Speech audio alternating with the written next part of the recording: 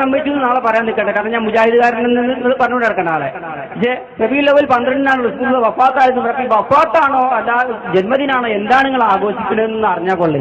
വളരെ നല്ല ചോദ്യം, അതാണ് പ്രസക്തമായ ചോദ്യം, വളരെ നല്ല ചോദ്യമാണ്.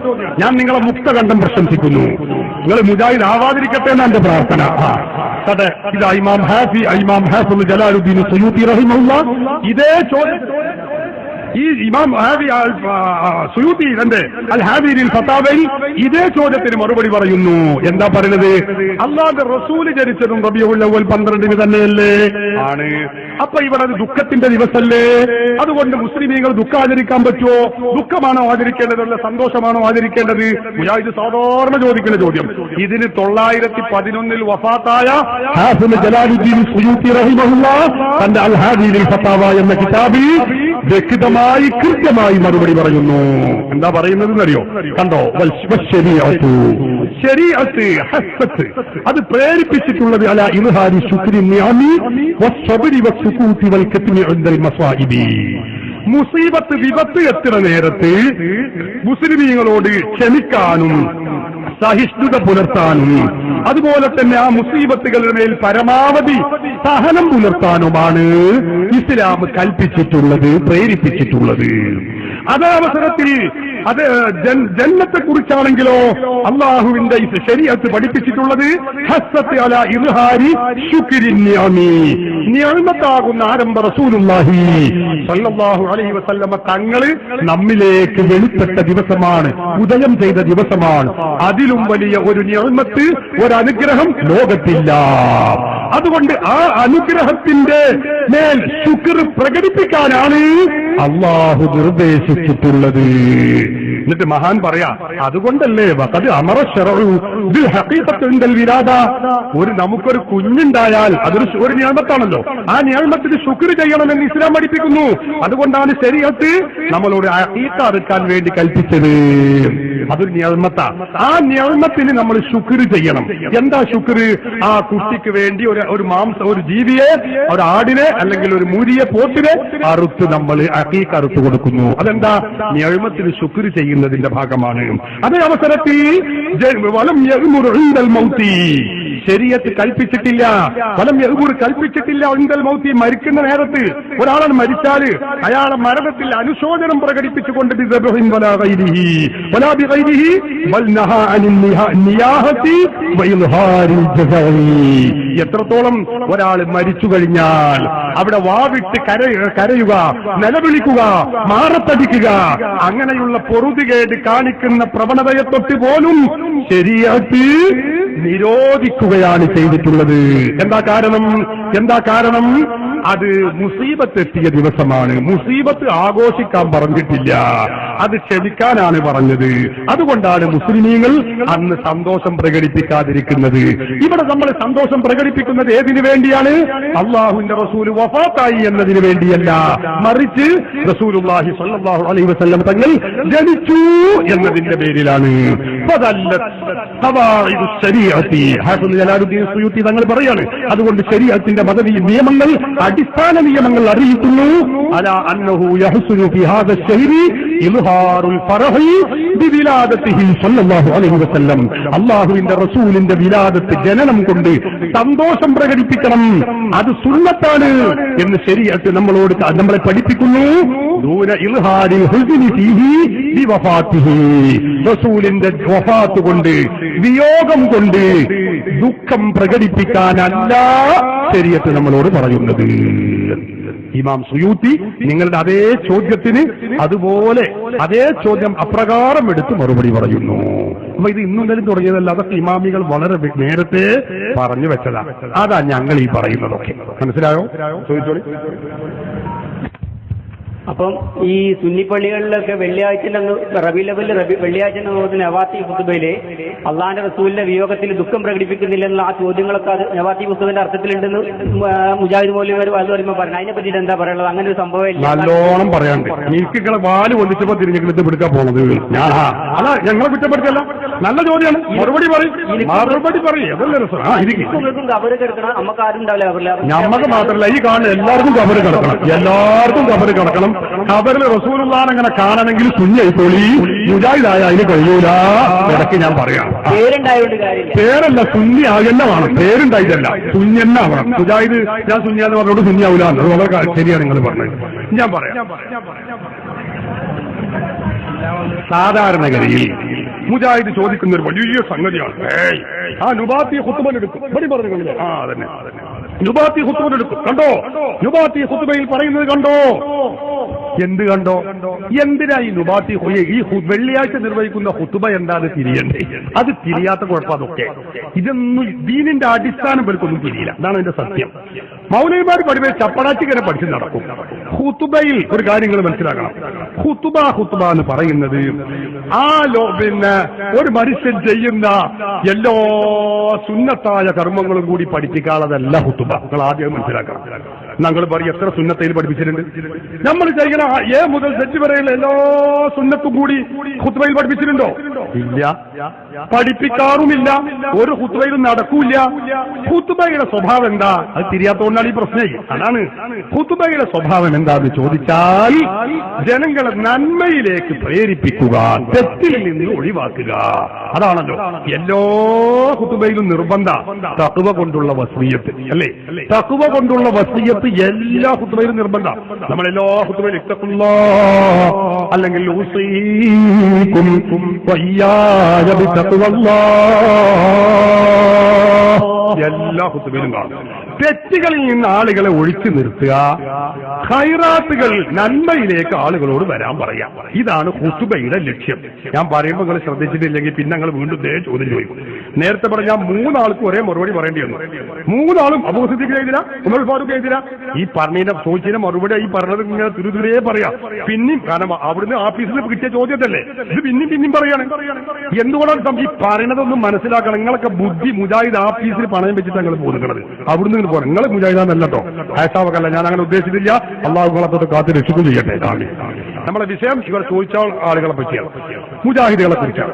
അപ്പൊ ഈ ഖുത്ബയിൽ പറയുന്നത് ഇതാണ്. ഏത്? ലോകത്തുള്ള എല്ലാ സുന്നത്തുകളും പഠിപ്പിക്കാനുള്ളതല്ല നബാത്തി ഖുത്ബ. നിങ്ങൾ മനസ്സിലാക്കണം. അതാണ് ആദ്യം എനിക്ക് പറയാനുള്ളത്. പിന്നെ എന്താണ്? തഖ്വ കൊണ്ടുള്ള വസിയ്യത്താണ് ഇതിലെ മുഖ്യം. തഖ്വ കൊണ്ടുള്ള വസിയ്യത്ത് എന്ന് പറഞ്ഞാൽ അതിന്റെ ഉദ്ദേശം എന്താ? നല്ല കാര്യങ്ങൾ ചെയ്യാൻ മുന്നോട്ട് വരണം, ചീത്ത കാര്യങ്ങൾ ഇത് മാറി നിൽക്കണേ. നബാത്തി ഖുത്ബകളൊന്ന് പഠിച്ചു നോക്കി, ആദ്യം മുതൽ അവസാനം വരെ. ഞങ്ങളതൊക്കെ പഠിച്ചവരും പഠിപ്പിച്ചു കൊടുക്കുന്നവരാണ്. നിങ്ങൾക്ക് ആ ഒരു തുണ്ട് മാത്രം നോക്കി ഇങ്ങനെ വരുന്ന പരിഭാഷ നോക്കി വായിച്ചു തരുന്ന ആൾക്കാരല്ലേ ഞങ്ങൾ. അതിന്റെ പൊതു സ്വഭാവമാണ്. ജനങ്ങൾക്ക് ഓരോ ആഴ്ച വരുമ്പോൾ തെറ്റുകളിൽ നിന്ന് മാറിയിട്ട് നന്മയിലേക്ക് ഇങ്ങനെ വരണം, അതിലേക്കൊരു പ്രചോദനം കൊടുക്കുക. ഇതാണ് ഖുത്ബയുടെ പൊതു സ്വഭാവം. അല്ലാതെ ഒരാഴ്ചയിൽ ചെയ്യേണ്ട എല്ലാ സുന്നത്തുകളും ഇങ്ങനെ എണ്ണി പറയാനുള്ളത്, ഒരു മനുഷ്യൻ ചെയ്യേണ്ട ഏ മുതൽ സെറ്റ് വരെയുള്ള സുന്നത്തൊക്കെ പാട് തെല്ലി പറയാനുള്ളതാണോ ഖുത്ബ? അത് ഖുത്ബ അല്ലാതെ മുത്തഫ ചെയ്ത് 10 കിതാബ്, ഫത്വൽ മുഈൻ, തുഹ്ഫ, നിഹായ, അതൊക്കെ അതിലുള്ളതൊക്കെ. ഇതിൽ ജനങ്ങളെ പൊതുവിൽ തെറ്റുകളിൽ നിന്ന് ഒഴിവാക്കുക, നന്മയിലേക്ക് പ്രേരിപ്പിക്കുക. അതിന് വേണ്ട കാര്യങ്ങളാണ് എല്ലാ ഖുത്ബയിലും പറയാറുള്ളത്. അപ്പൊ അതിൽ പറയേണ്ടത് എന്താ? തെറ്റുകളിൽ നിന്ന് ജനങ്ങളെ, നിങ്ങൾ തെറ്റുകളിൽ മുങ്ങിപ്പോകരുതേ. അല്ലാഹുവിന്റെ റസൂൽ വഫാത്തായ മാസാണ് റബീഉൽ അവ്വൽ. ആ റസൂൽ വരെ വഫാത്തായിട്ടുണ്ട്. പിന്നെപ്പോ നമ്മൾ വഫാത്താകാതിരിക്കുമോ? നമ്മക്കും മരിച്ചു പോണ്ടേ? അപ്പൊ നിങ്ങൾ തെറ്റ് ചെയ്യരുതേ, നിങ്ങൾ ഖൈറ് ചെയ്യണേ. ഇതാണ് ഇതിൽ ഈ പറയുന്നതിന്റെ ആകത്തുക. മനസ്സിലായോ? ഇത് പറയുമ്പോ അപ്പൊ മീലാദാഘോഷം പറഞ്ഞില്ല, അത് സുന്നത്താണ് പറയേണ്ടതല്ലേ? പറയേണ്ടതില്ല. എത്ര സുന്നത്ത് നബാത്തി ഖുത്ബയിൽ പറയാതെ പോയിട്ടുണ്ട്? ഇത് മാത്രമേ ഉള്ളൂ. അപ്പൊ എല്ലാ സുന്നത്തും കൂടി പറയാനുള്ളതല്ല നബാത്തി ഖുത്ബ. നബാത്തി ഖുത്ബ അല്ലെങ്കിൽ മറ്റു ഖുത്ബയുടെ സ്വഭാവം എന്താ? തെറ്റുകളിൽ നിന്ന് മാറ്റിയെടുക്കുക, നന്മയിലേക്ക് അവരെ പരിവർത്തിച്ചു കൊണ്ടുവരിക. അതിന് വേണ്ട ഉത്ബോധനാണ് ഖുത്ബ എന്ന് പറയുന്നത്, അറബിയിലുള്ള ഉത്ബോധനാണ്. അപ്പൊ അതിന് പറയേണ്ടത് ഇതാണ്. അവിടെ പറയേണ്ടത് ഇതാ, നമ്മളൊക്കെ മരിച്ചു പോവേണ്ടവരാണ്. അള്ളാഹുവിന്റെ ഹബീബ് മരിച്ചു പോയിട്ടുണ്ട്, വഫാത്തായിട്ടുണ്ട്. നമ്മളും മരിച്ചു പോവേണ്ടവരാണ്. റസൂലുള്ള വഫാത്തായപ്പോ സിദ്ദീഖുൽ ഫാത്തിമ ബീവി കരഞ്ഞിട്ടുണ്ട്, ഹസൻ ഹുസൈൻ കരഞ്ഞിട്ടുണ്ട് റളിയല്ലാഹു അൻഹുമാ. അങ്ങനെ സഹാബത്തൊക്കെ കരഞ്ഞിട്ടുണ്ട്. അവരൊക്കെ കരഞ്ഞിട്ട് കൂടി റസൂല് മരിച്ചുപോയി, വഫാത്തായി. എന്നാ അതുപോലെ നമ്മളും മരിച്ചു പോവേണ്ടവരാണ്. അതുകൊണ്ട് നിങ്ങൾ അള്ളാഹുവിനെ നിങ്ങൾ തഖ്വ ചെയ്യണേ. എന്താ ഖുത്ബ, നബാത്തി ഖുത്ബ എന്ന് പറഞ്ഞത് മനസ്സിലായോ? ഇതിൽ മൗലിദാഘോഷമല്ല പറയേണ്ടത്, ഇതിൽ പറയേണ്ടത് ഇത് തന്നെയാണ്. അല്ലാതെ സുന്നത്തുകൾ ഏതൊക്കെയാണ് എണ്ണി പറയല്ല. മനസ്സിലായോ? നിങ്ങൾ മനസ്സിലായിക്കണമെങ്കിൽ നിങ്ങൾ അച്ഛൻ ചോദിച്ചോളി പറയും. ഇതൊന്ന് പറയാൻ എനിക്കൊരു അവസരം ഇല്ലാതെ കാത്തിരുന്നു ഞാൻ. ഇതൊന്ന് ഇപ്പൊ ചോദിച്ചത് നന്ദി പറയും. നവാത്തി ഖുത്ബയിൽ പിന്നെ മീലാദുൻ നബി എന്ന് പറഞ്ഞിട്ടൊരു വിഷയമുണ്ടോ? അടുത്തതായിട്ട് ഈ റബീഉൽ അവ്വലിൽ ഓതാനുള്ള ഖുത്ബയിലായിട്ട് മീലാദുൻ നബി എന്ന് പറഞ്ഞ വിഷയമുണ്ട്. അന്ന് ഇവിടെ വന്ന് മൗലവി അന്ന് പറഞ്ഞിരുന്നു, ഇവിടുന്ന് സ്റ്റേജുമെന്ന് പറഞ്ഞിരുന്നു നവാത്തി ഖുത്ബയിൽ രണ്ടാമത് പിന്നെ പഴയ ഊരി വരുന്നതിലല്ല രണ്ടാമത് പുതിയത് വന്നതിലുണ്ട് മീലാദുൻ നബി എന്ന് പറഞ്ഞൊരു വിഷയമുണ്ട്. നാലാമത്തെ മൂന്നാമത്തെ ഖുത്ബയിലുണ്ടെന്ന് പറഞ്ഞിട്ടുണ്ട്. അതിനെ പറ്റിയിട്ട് അങ്ങനെ സംഭവം ഇല്ല. അപ്പൊ നബാത്തി ഖുത്ബയിൽ അങ്ങനെ ഉണ്ട് അങ്ങനെ ഉണ്ടോന്നാ ചോദിച്ചത്? അല്ല പിന്നെ രണ്ടും കൂടെ പറഞ്ഞ വൈരുദ്ധ്യമല്ല. അത് ഇല്ലാന്ന് ആദ്യം പറയാം, പിന്നെ ഉണ്ടെന്നും പറയാം. അങ്ങനെ പറയാം. അങ്ങനെ ഉണ്ടോന്ന് ചോദിച്ചേ? നബാത്തി അങ്ങനെ ഇല്ലാന്നാ ഞാൻ പറഞ്ഞത്. നബാത്തി ഇന്ന് നമ്മൾ ഓതുന്ന സാധാരണ ഓതുന്ന നബാത്തി ഖുത്ബയിൽ അങ്ങനെ ഇല്ലാന്നപ്പ ഞാൻ പറയണം. അപ്പൊ ഇത്ര വലിയൊരു സന്തോഷത്തില് സന്തോഷം പറഞ്ഞ സംഗതി അല്ല ഇവിടെ. ഇവിടെ ജനങ്ങളെ ഖുത്ബയിലേക്ക് പ്രേരിപ്പിക്കും. അത് എന്താ പറയണ്ട? അല്ല, ഇത്ര അള്ളാന്റെ റസൂലിന്റെ നമ്മുടെ ആഗമനം എന്ന് പറഞ്ഞാൽ ആ സന്തോഷത്തിൽ നമ്മൾ സന്തോഷിക്കുക. അള്ളാന്റെ റസൂലിന്റെ വിയോഗത്തിൽ നമ്മൾ അങ്ങനെ ഒരു റഹ്മത്ത് നമ്മൾ നീങ്ങുമ്പോൾ നമ്മൾ ദുഃഖിക്കാൻ പാടില്ല. നമ്മളോട് ദുഃഖം ആചരിക്കാൻ പറഞ്ഞിട്ടില്ല. നമ്മളോട് ദുഃഖാചരണം ശരീഅത്ത് കൽപ്പിച്ചിട്ടില്ല. അങ്ങനെയാണെങ്കിൽ ഈ റബീഉൽ അവ്വൽ 12 നമ്മൾ ദുഃഖം ആഘോഷിക്കാൻ ദുഃഖം അങ്ങനെ കറുത്ത കൊടിക്ക് നാട്ടാൻ പറഞ്ഞിട്ടില്ലെങ്കിലും നമ്മൾ ഈ ദുഃഖം കൊണ്ട് നമ്മൾ എന്തെങ്കിലും നടക്കാൻ പറഞ്ഞിട്ടില്ല. അതാണ് പറഞ്ഞത്. ദുഃഖം ആചരിക്കുക, ദുഃഖം ഇങ്ങനെ പ്രകടിപ്പിക്കുക, അങ്ങനത്തെ ഒരു സംഗതി ഇല്ല. അപ്പോഴെ ക്ലിയർ ആയിട്ടുള്ളൂ നമ്മളെന്താളും പറഞ്ഞത്. അങ്ങനെ വേണ്ടതില്ല. പിന്നെ എന്താ വേണ്ടത്? റസൂലുള്ളാഹി സ്വല്ലല്ലാഹു അലൈഹി വസല്ലം ജന്മത്തിൽ സന്തോഷം പ്രകടിപ്പിക്കുകയാണ് വേണ്ടത്. അതാണ് നേരത്തെ ചോദിച്ച ആള് ചോദിച്ചു. പിന്നെ നേരത്തെ കേട്ടെ, ഈ നബാത്തി കുത്ത് മനസ്സിലായില്ലേ? മനസ്സിലായി. ഞാൻ പറഞ്ഞത് തന്നെ സുന്നികൾ പറയാൻ ഞങ്ങൾ പറഞ്ഞതല്ലേ? അതന്നെ, അത് മനസ്സിലായല്ലോ. കേട്ടു. ഇനി കേൾക്കല്ല എന്താ പോയി തരുന്നത്? ഇതിന്റെ സംശയത്തിനെ ദൂരീകരിക്കാൻ മാത്രം നിങ്ങളുടെ ഉത്തരത്തിന് ശക്തി ഉണ്ടെങ്കിൽ അത് അല്ലല്ല, സംശയം പറഞ്ഞതിന് ഇപ്പൊ നിങ്ങൾ മനസ്സിൽ വേറെ സംശയം ഉണ്ടെന്ന് എനിക്കറിയില്ല. പറഞ്ഞ സംശയത്തിന് മറുപടി റെഡി. പറഞ്ഞ സംശയത്തിനുള്ള മറുപടി ഞങ്ങൾ ഉത്തരം ഇവിടെ പറഞ്ഞു. ആ പറഞ്ഞ ഉത്തരത്തിൽ വല്ല ഉണ്ടെങ്കിൽ കേട്ട് ചോദിക്കാം. നിങ്ങൾ മനസ്സിലുള്ളതിന് മറുപടി പറയാൻ എനിക്ക് കഴിയില്ല. കാരണം ഞാൻ അവിടേക്ക് എത്തിയിട്ടില്ല, അതിന്റെ അടുത്തെത്തിയിട്ടുള്ളൂ. പിന്നെ അത്ര ഉണ്ട്, ഉറപ്പല്ലേ? എനിക്ക് തന്നെയല്ലേ പണി. ഉറപ്പാണ്, അവിടേക്ക് എത്തിയിട്ടില്ല. നേരത്തെ ചോദിച്ച ആൾ ചോദിച്ചു മീലാദിന് മറ്റേ ഹിന്ദുക്കളുടെ ശ്രീവേലിയും തമ്മിൽ എന്താണ് ബന്ധം, എന്താ ബന്ധം എന്ന് ഉസ്താദ് ചോദിച്ചു. ഞാൻ ചോദിക്കട്ടെ, ഈ വഴിയിലെ തടസ്സം സൃഷ്ടിച്ചുകൊണ്ട് ഈ ബ്ലോക്ക് സൃഷ്ടിച്ചുകൊണ്ട് ഈ റാലി ശ്രീവേലിക്കുണ്ട് നമ്മുടെ റബീഉൽ അവ്വലിന്റെ അതൊരു വളരെ വളരെ കാലപ്പെട്ട അങ്ങനെ അതൊക്കെ പ്രസക്തമായ വർത്താനല്ലേ? എന്ത് നല്ല വർത്താനാ പറഞ്ഞത്. അങ്ങനെ പറയണം. മറ്റേ നിങ്ങൾ ആവശ്യമില്ലാത്ത എന്റെ മനസ്സിന്റെ ഉള്ളിലുള്ളൊരു സംശയം ഉണ്ട്, അതിനൊക്കെ മറുപടി വരാൻ കഴിഞ്ഞിട്ടില്ല എന്നാൽ അത് മനുഷ്യന്മാരോട് പറയേണ്ട വർത്താനല്ല. മനസ്സിന്റെ ഉള്ളിൽ മറുപടി കഴിഞ്ഞാൽ ഞങ്ങൾക്ക് വരെ തൊള്ളോട് പറഞ്ഞാലേ മറുപടി വരാൻ കഴിയുള്ളൂ. അതിരിക്കട്ടെ, ഇപ്പൊ ചോദിച്ചത് നല്ല ചോദ്യം. അതെന്താ? ഈ വഴി ബ്ലോക്ക് ചെയ്തുകൊണ്ടും ജനങ്ങൾക്ക് തടസ്സം സൃഷ്ടിച്ചുകൊണ്ടുമുള്ള ഒരു മീലാദ് റാലി, അത് ശ്രീകൃഷ്ണ ജയന്തിയിലുണ്ട്, മീലാദ് റാലിയിലുണ്ട്. ഞങ്ങൾ പറഞ്ഞത് മീലാദ് റാലിയിൽ ഇല്ല. അങ്ങനെ പിന്നെ ഈ വഴിയിൽ ആളുകൾക്ക് ഗതാഗതത്തിന് തടസ്സം സൃഷ്ടിച്ചുകൊണ്ടുള്ള ഒരു റാലി പറ്റൂല. ഞങ്ങൾ ഉറപ്പിച്ചു പറയുന്നു.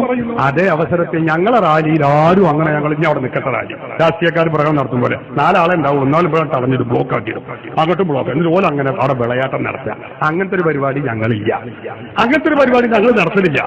പിന്നെ ഞങ്ങളെ റാലി പോകുമ്പോൾ കുട്ടികളെ ചെറിയ കുട്ടികളാണ്. അപ്പൊ വാഹനമൊന്നും എല്ലാം പോകേണ്ടി വരും. ചിലപ്പോൾ ഒരു സെക്കൻഡ് അവർ നിർത്തേണ്ടി വരും, അല്ലെങ്കിൽ ഒരു മിനിറ്റ് നിർത്തേണ്ടി വരും. ഇതിന് ബ്ലോക്ക് എന്ന് പറയില്ല. അത് നിങ്ങൾ മനസ്സിലാക്കണം. അപ്പോഴേക്കൊരു ശിർക്കാവും നരകത്തുക്കാവും. അങ്ങനെ ഒട്ട് ഇല്ലേ? അത് നിങ്ങൾ മനസ്സിലാകും. അങ്ങനെയാണെങ്കിൽ മയ്യത്തോണ്ട് പോകുമ്പോഴും നമ്മൾ വണ്ടി നിർത്തുന്നില്ലേ? അപ്പൊ ഇനി മുതൽ മയ്യത്തോണ്ടാൻ പാടില്ല എന്ന് പറയേണ്ടി എവിടുന്നായി വരുന്നത്? അതാ ഞങ്ങളതൊക്കെ പഠിക്കണം. നിങ്ങൾ ഞങ്ങളൊക്കെ ഒന്ന് പഠിക്കും. ഞങ്ങളെ ദീൻ എന്താണ്? നിങ്ങൾ വെറുതെ മൗലവിമാരൊക്കെ പഠിക്കല്ലേ? മയ്യത്തുണ്ടോകുമ്പോൾ അതിക്കലും എത്ര സ്ഥലത്ത് വണ്ടി പോകാം, എത്ര നേരം അത് പോകോളം ഇതിന് പോകും ചെയ്യും. അതിലാർക്കും ഒരു പരാതിയില്ല. എന്നാ അത്ര തന്നെ ഉള്ളൂ. ഞങ്ങൾ പ്രത്യേകിച്ച് ഇപ്പൊ ഉസ്താദന്മാർ ഞങ്ങളോട് എപ്പോഴും പറയുന്ന കാര്യമാണ്, ബ്ലോക്ക് ആകാതെ റാലി നടത്തണേ, ബ്ലോക്ക് ആകാതെ റാലി നടത്തണേ. അപ്പൊ ഞാൻ കണ്ടോ, ഞങ്ങൾ ബ്ലോക്ക് ആവാതെ തന്നെ ഒരു ഭാഗത്തൂടെ വണ്ടി അങ്ങനെ വിടും. ചിലപ്പോൾ ഒരു മിനിറ്റൊക്കെ നിൽക്കേണ്ടി വരും. അതിപ്പോ എല്ലാവരും നിൽക്കും. ഇപ്പൊ മാത്രമല്ല എപ്പോഴും നിൽക്കലുണ്ട്. അത് മുജാഹിദിന്റെ സ്റ്റേറ്റ് സമ്മേളനം നടക്കുമ്പോൾ എത്ര ഞങ്ങൾ നിൽക്കണം. ഞങ്ങളൊക്കെ ബ്ലോക്കാതെ എത്ര വെച്ചിട്ടാ. അപ്പൊ അതുകൊണ്ട് അതൊക്കെ പാടില്ലാത്ത നരകത്തിക്കാന്ന് പറയാൻ പറ്റുമോ? ഇതൊക്കെ അത്രയുള്ളൂ. അതൊന്നും വലിയ ശാഖാപരമായ ചെറിയ കാര്യങ്ങൾ പർവ്വതീകരിച്ചിട്ട് ഊതേണ്ടതില്ല. അതുകൊണ്ട് ദീനോട്ട് മാറൂല. ഇത് മയ്യത്ത് കൊണ്ടുപോകുമ്പോഴും നടക്കുന്നതാണ്. അതുകൊണ്ട് ഇനി മുതൽ മയ്യത്തൊന്നും കൊണ്ടുപോകാൻ പാടില്ല പള്ളിക്കാട്ടിക്ക്. അവനാന്റെ വീട്ടുവളപ്പിൽ കുഴിച്ചിടേണ്ടതാണെന്ന് പറയാൻ പറ്റുമോ? പറ്റൂലേ. അതുപോലെ തന്നെ മൗലിദാഘോഷവും റാലിയും പാടില്ല എന്നൊരിക്കലും പറയാൻ പറ്റില്ല. അടുത്ത ചോദ്യം ചോദിച്ചോളി. മറുപടി അങ്ങനെ വരില്ല. എന്താ കളി പറഞ്ഞത്? നേരത്തെ ഉസ്താദ് പ്രസംഗിച്ചപ്പം പറഞ്ഞ അബൂബക്കർ സിദ്ദീഖ് റളിയല്ലാഹു അൻഹു ആഘോഷിച്ച് ഞാൻ വേറെ പറഞ്ഞു തരാന്ന് പറഞ്ഞാൽ വേറെ എന്താണ് അത് മാറ്റിവെച്ചത്? മാറ്റിവെക്കാനുള്ള കാരണം ആ പറഞ്ഞ ആയത്ത് ഞങ്ങൾക്ക് മതിയായ തെളിവായതുകൊണ്ടാണ്. ആയത്ത് ഞങ്ങൾക്ക് മതിയായ തെളിവാണ്, അതുകൊണ്ടാണ് മാറ്റി വെച്ചത്. ആയത്തിന്റെ അർത്ഥം ശരിയാകണമെങ്കിൽ സിദ്ദീഖുള്ളൊക്കെ മൗലൂദ് പറഞ്ഞെങ്കിലേ അപ്പോ ഈ ആയത്തിന്റെ അർത്ഥം ശരിയാകുന്നുള്ള ഒരു തെറ്റിദ്ധാരണ മുജാഹിദ് രാജ്യവ്യാപകമായി പരത്തിക്കൊണ്ടിരിക്കുകയാണ്. അതിന് ഞങ്ങൾ അടിവേറെ അറുത്തിട്ട് ബാക്കി വെക്കാനുള്ളൂ. അതാണ് ഞങ്ങളുടെ പരിപാടി. ആയത്ത് ആയത്തന്നെ, അത് തെളിവന്നെ. അതിന് സിദ്ദീഖ്